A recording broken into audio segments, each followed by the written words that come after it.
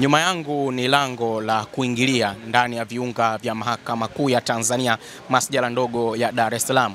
Jambo TV imefika hapa kwa siku ya leo kwa ajili ya kufuatilia mwenendo wa shauri lilofunguliwa na aliyekuwa makamu mwenyekiti wa Chama cha Demokrasia na Maendeleo Chadema kwa upande wa Zanzibar, Said Issa Mohamed na wenzake watatu ambao wamefungua shauri hapa dhidi ya baraza la wadhamini wa chama hicho pamoja na katibu mkuu wa chama hicho.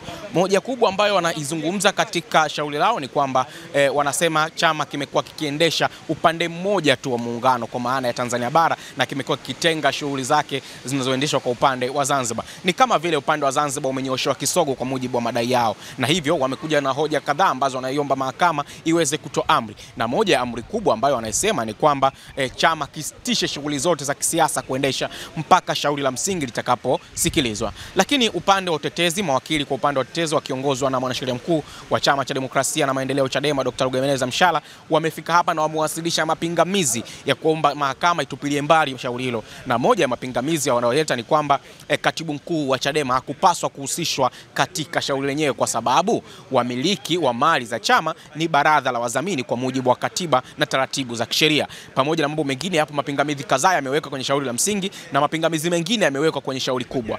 Tumezungumza na mawakili wa pande zote mbili kujua kilichojiri mahakamani kwa siku ya leo. Naitwa Shabani Marijani, ni wakili kwa ajili ya waleta maombi na petitioners kwenye hii shauri. Kilichojiri leo ni kwamba tulikuja kwa ajili ya kusikiliza shauri kubwa pamoja na maombi madogo ambayo yanafuata shauri. Lakini baada ya kupokea tumekuta kwamba upande wa pili wajibu shauri wameleta mapingamizi ya awali. Kwa hiyo imepangwa ratiba ya kusikiliza mapingamizi ya awali kwa njia ya kusikiliza. Kwa hiyo pande zote zimepewa ratiba ya jinsi ya kuwasilisha mawasilisho yao. Mpaka tarehe 10 mwezi wa 6 itakuja kutolewa uamuzi kuhusu mapingamizi ya awali kwenye shauri kuu. Madai ya wateja wako hasa ni yapi ambayo wamefanya mkakimbilia? Yes. Kwa hiyo hili shauri kubwa, kesi ya msingi. Malalamiko ya wateja wetu yako kwenye mirengo mitatu.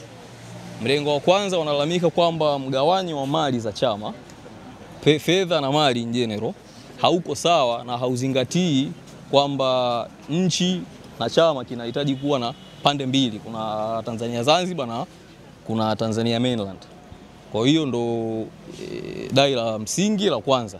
Dai la pili, wateja wangu wanasema kwamba chama katika kujiendesha kimekuwa kina perpetuate, Kiswahili tunasema kinalocate mali, kujiingilia mali. Tunasema hakizingatii au hakiwapi fursa wanachama ambao wanatoka Zanzibar kwenye mambo ya kiuchumi, kwenye mambo ya kiuongozi na habari kama hizo.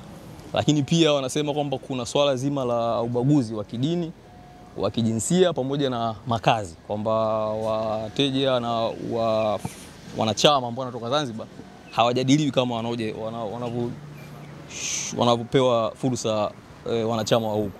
Kwa hiyo hayo ndo yalikuwa madeni na madai ya msingi ya shauri lenyewe lilopo sasa hivi.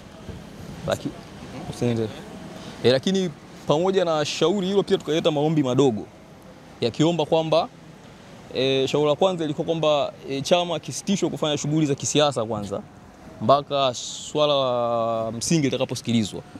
Lakini pia kama wateja wetu wakaomba pia chama kizuiwe kutumia mali za chama mpaka pale ambapo shauri la msingi litakapokuwa limefanyaje, limesikilizwa. Hao ndio maombi madogo. Kwa hiyo sasa yote yatasikilizwa. Maombi madogo yana pingamizi la awali, maombi makubwa na pingamizi la awali. Kwa hiyo shauri kubwa lina mapingamizi ya awali ambayo watatolewa uamuzi tarehe 10 mwezi wa 6 baada ya sisi kubadilishana, mawakili kubadilishana mawasilisho. Baada ya tarehe 16 hiyo sasa, kutokana na mahakama itakavyoamua kuhusiana na mapingamizi ya awali, hapo ndipo itatolewa fursa ya kusikiliza maombi madogo. Ikiwa ni mapingamizi ya awali ambayo yaliletwa pande zote mbili yakikinzana masuala ya kisheria, lakini pia ombi la msingi lenyewe, ikimaanisha ile application ile maombi yenyewe yatasikilizwa hiyo tarehe 10 mwezi wa 6 endapo mapingamizi ya awali yatashindwa kuiondoa kesi kuu iliyopo saizi mahakamani. Mimi naitwa Jebla Kambole, wakili wetu kiongozi Dr. Lugemeleza Mshala anatuongoza kwenye jopo hili, lakini pamoja na wakili Hekima Mwasipu. Tumekuja leo, ilikuwa tumekuja shauri kwa ajili ya kusikilizwa na shauri tumeshindwa kusikiliza leo kwa sababu kuna mapingamizi kwenye kesi ya msingi kuhusiana na madai yaliyoletwa. Na mapingamizi ya kesi ya msingi yako jumla mapingamizi 9. Kwenye hilo swala la kesi ya msingi, mahakama imetusikiliza na imetoa mwongozo namna gani ya kusikiliza hayo mapingamizi ya msingi. Na mapingamizi ya msingi yamejikita kwenye uhalali wa shauri, kwenye uhalali walioleta malalamiko hapa mahakamani, lakini pia amejikita kwenye uwezo wa mahakama kusikiliza mashauri haya namna hii, lakini pia amejikita kwenye uhalali wa waleta maombi pamoja na nyaraka zenyewe walizozileta mahakamani. Kwa hiyo mapingamizi yao jumla yako 9, lakini pia matumizi ya sheria ambazo zimelalamikiwa hapa mahakamani. Lakini pia mapingamizi yamejikita kwenye uhalali wa katibu mkuu kushtakiwa kwenye shauri la namna hii. Kwa hiyo baada ya mahakama kusikiliza hizo hoja, imetoa muongozo wa namna gani ya kusikiliza mashauri. Kwa hiyo tumepewa siku 10 za kuleta maelezo ya kina kwenye mapingamizi yetu, na wao wamepewa siku 7 za kujibu, lakini pia na sisi siku 7 za kuleta nyongeza yoyote. Hivyo kuhusiana na kesi ya msingi, mahakama imepanga uamuzi wake kuutoa juu ya mapingamizi siku ya tarehe 10 mwezi wa 6 mwaka 2025. Kwa hiyo tunategemea hilo. Lakini pia kwenye maombi ambao wameomba mahakama hii itoe zuio. Kwanza siku za nyuma kulikuwa kuna maombi ya kutaka wapewe zuio bila sisi kuwepo. Tulikuwepo mahakamani na mahakama ilisema hawezi kutoa zuio bila sisi kuwepo na kusikilizwa. Ndio maana tulikuja leo. Lakini siku hiyo pia mahakama itasikiliza maombi yao. Itasikiliza pingamizi la awali ambao tumeyaweka pia kwenye maombi, lakini pia kuna mapingamizi ambao wenyewe wameyaweka. Mahakama itasikiliza yote na itasikiliza maombi yao, ambao maombi yao basically makubwa ni mawili. Wanataka chama kizuiliwe kufanya shughuli za kisiasa, lakini pia wanataka zuio la chama kutumia mali za chama mpaka kesi yao ya msingi isikilizwe. Kwa hiyo tutaangalia hiyo tarehe 9 kama mapingamizi hiyo tarehe 10 mwezi wa 6, mapingamizi yakiwa yana mashiko, ina maana maombi yao yatakufa na pingamizi na kesi ya msingi itaishia hapo hapo.